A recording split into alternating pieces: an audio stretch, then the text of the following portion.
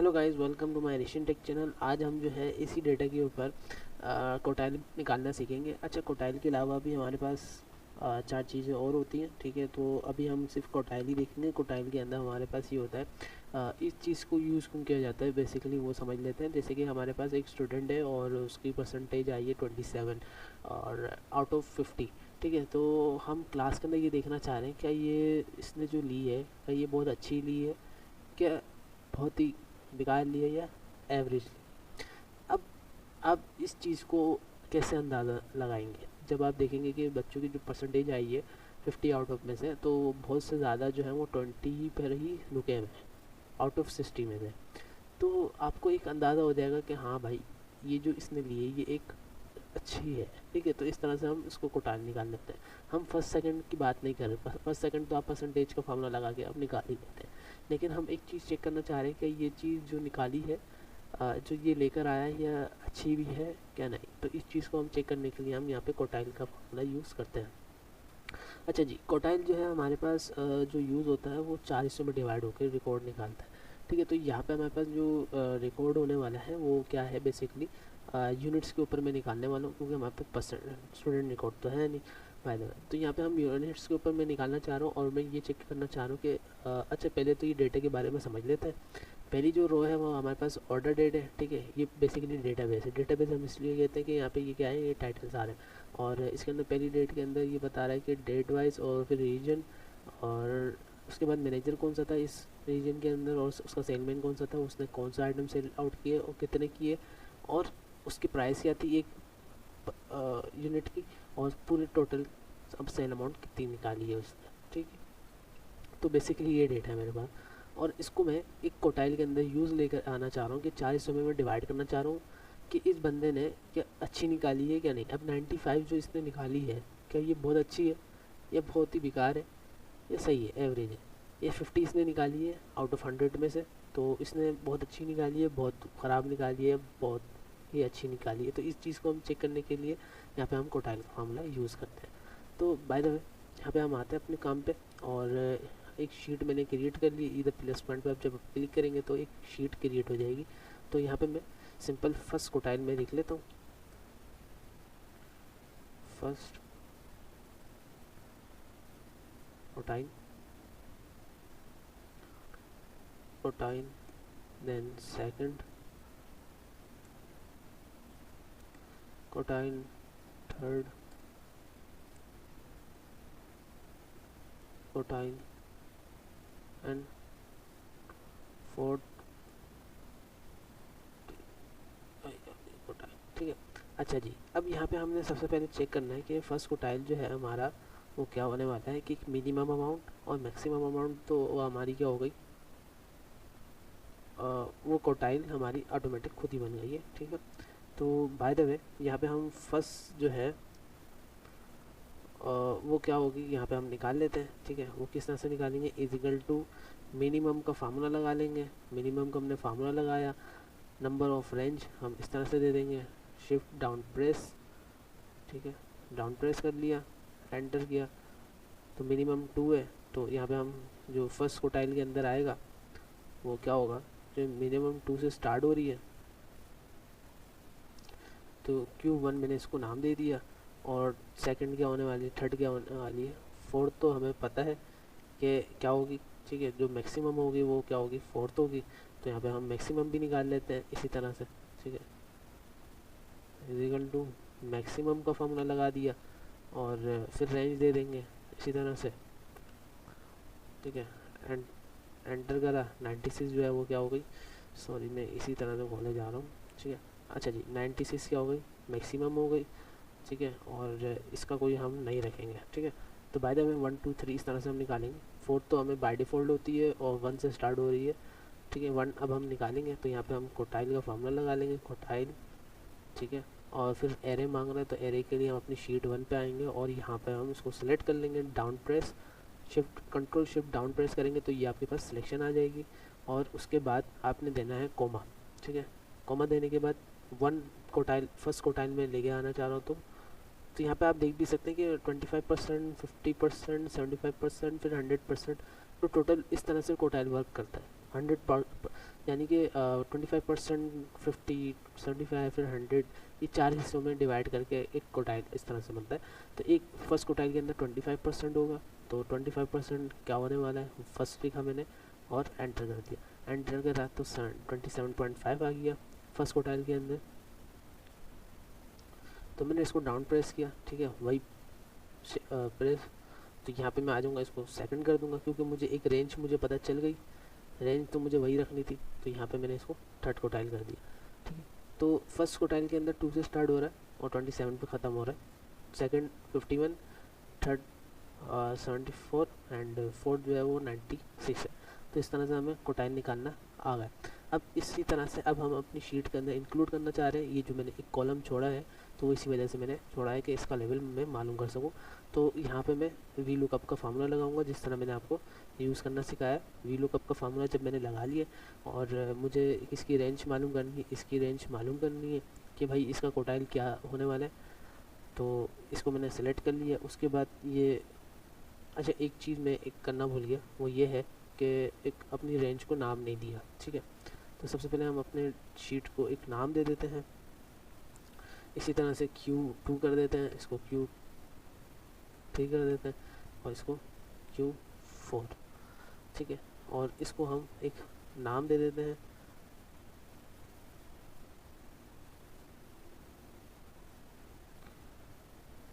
Quartile, ठीक है। Quartile मैंने नाम दे दिया। अच्छा बेसिकली यहाँ पे हम नाम हमेशा फार्मूला नहीं देते, फार्मूला वाला देंगे तो मसला हो जाएगा, तो हम इसको QE के नाम से दे देते हैं, ठीक है। तो QE को मैं वहाँ पे प्रेजेंट करूँगा तो वहाँ पे वो डिफाइन हो जाएगा। सॉरी एक मिनट,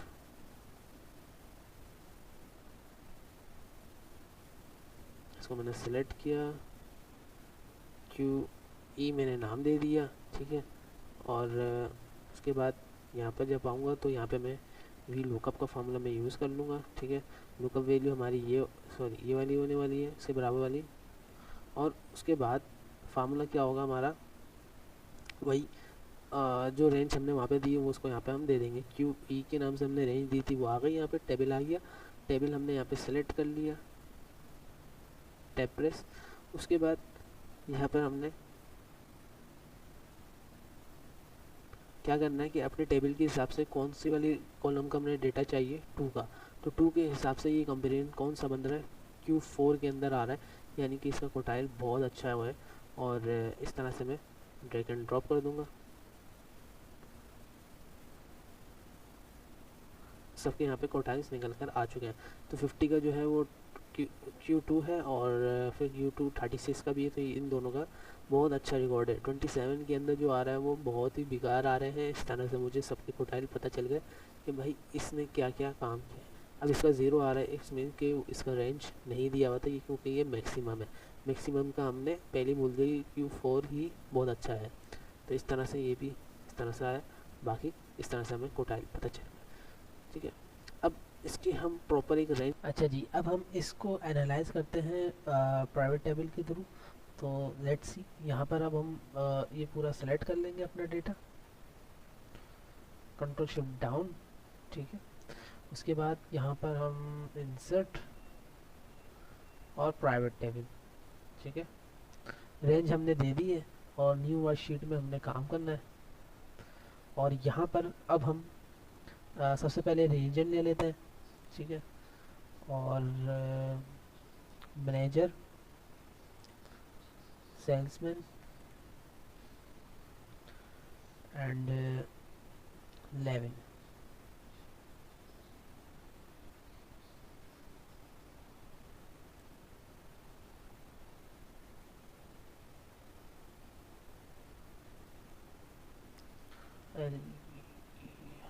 लेवल,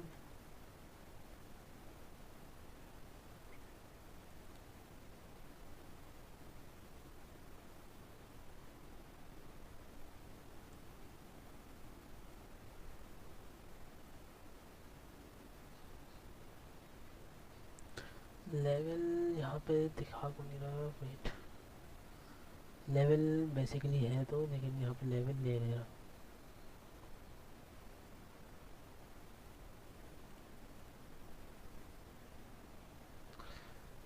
दोबारा देख लेते हैं इसे, और इसको मैं पूरा सेलेक्ट कर लेता हूँ, ठीक है।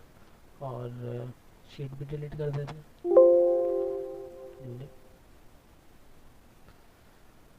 इंसर्ट प्राइवेट टेबल सेलेक्ट करने का बोल रहा है, सिलेक्ट पूरा है, ओके।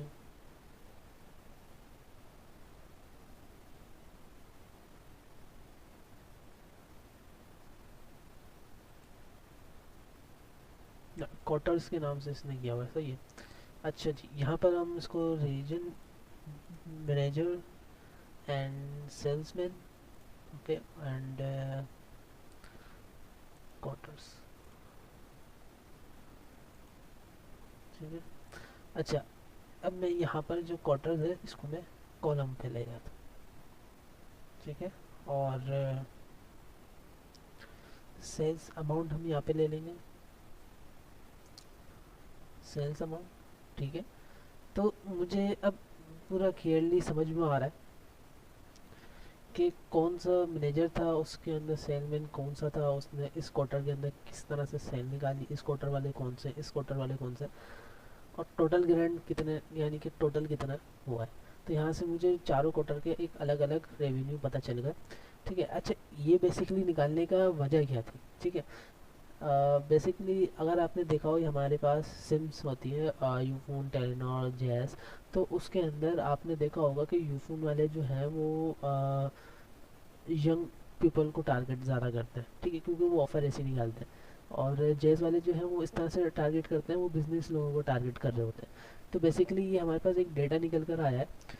तो यहाँ हम सेल, तो यहाँ पे हम सेल देख रहे हैं कंपनी की, ठीक है। हम यहाँ पे लोगों की वो नहीं देख रहे कि लोगों की इनकम क्या है। हाँ, अगर कोई कंपनी का डेटा हो कि उस बंदे की इतनी इनकम है और ये सब, फिर उस हिसाब से फिर ये डेटा काम करता। लेकिन यहाँ पे कंपनी का डेटा है, तो कंपनी के हिसाब से यहाँ पर जो है वो ज़्यादा डिटेल में अगर हमने देखना हो कि फर्स्ट क्वार्टर वाले के उनकी इनकम क्या है और इस तरह से, तो फिर ये अच्छा होता। लेकिन बहरहाल यहाँ पे हमारे पास कंपनी का डेटा है, और किस तरह से हम उसको यूज़ कर रहे हैं, एम्प्लॉय डेटा नहीं है हमारे पास। उनकी इनकम क्या है, उनकी सेल बाय द वे, उन वो कितना यूज़ कर रहे हैं, ठीक है, अमाउंट। तो ये सब जो होता है वो हमारे पास इनकम में शो होता है। लेकिन यहाँ पे हमारे पास इनकम डेटा नहीं है, कंपनी डेटा है। तो उसके अंदर यहाँ पे इस क्वार्टर के अंदर कौन सा मैनेजर था, तो इस तरह से ये डेटा निकाल के दिया है। और इसको प्राइवेट चार्ट में अगर हम ले, तो वो आप इस तरह से ले सकते हैं, ठीक है। तो इस तरह से मुझे क्वार्टर बना के दे दिए कि कौन कौन से क्वार्टर के किस किस लोगों ने कितनी कितनी सेल निकाली है, ठीक है।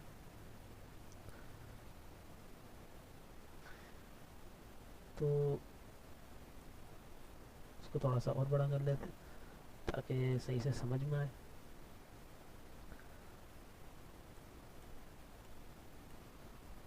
ठीक है।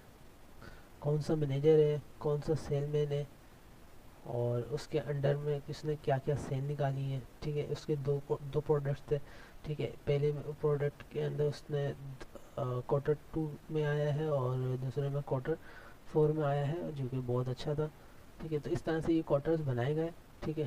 तो बाय द वे, जिस तरह का आपका डेटा आपको सही लगे वही आप उसी तरह से इसको शो कर सकते हैं, ठीक है।